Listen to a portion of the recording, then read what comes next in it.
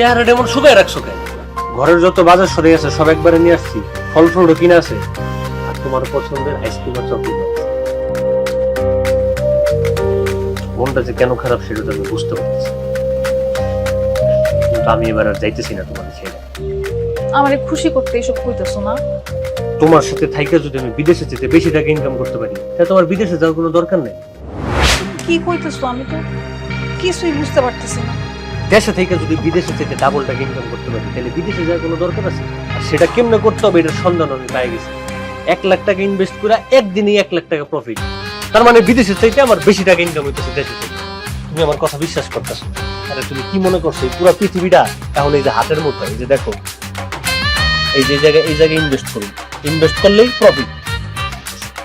1 লাখ টাকা ডাবল হয়ে যাইবো? কোনো ধান্দা বান্দা না তো? তোমার কি আমার বোকা মনে হয়? তোমার কি মনে হয় আমি কোনো খোঁজ খবর না নিয়ে এই জায়গায় টাকা পয়সা ইনভেস্ট করতেছি? আমি একা না তো, এই গ্রামের বহুত মানুষজন এই সাইডে টাকা দিয়া টাকা ডাবল করে ইনকাম করতেছে। এখন চিন্তা করলাম দেশে থেকে যদি ডাবল টাকা ইনকাম করা সম্ভব, তাহলে বিদেশে জায়গা আছে। আমি তো ভাবছি আমি তোমারে আবার হারাই ফেলাম। তুমি যদি কম না, আর বিদেশ গেলে কি মানুষ হারায় যায়?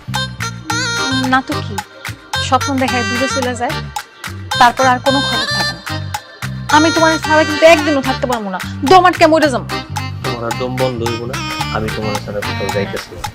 আমি কি চিন্তা করছি জানো? যেসব টাকা পয়সা আমাদের কাছে আছে, এগুলোর ওই জায়গায় ইনভেস্ট করে একটা মোটা অঙ্কের ক্যাশ বানাবো।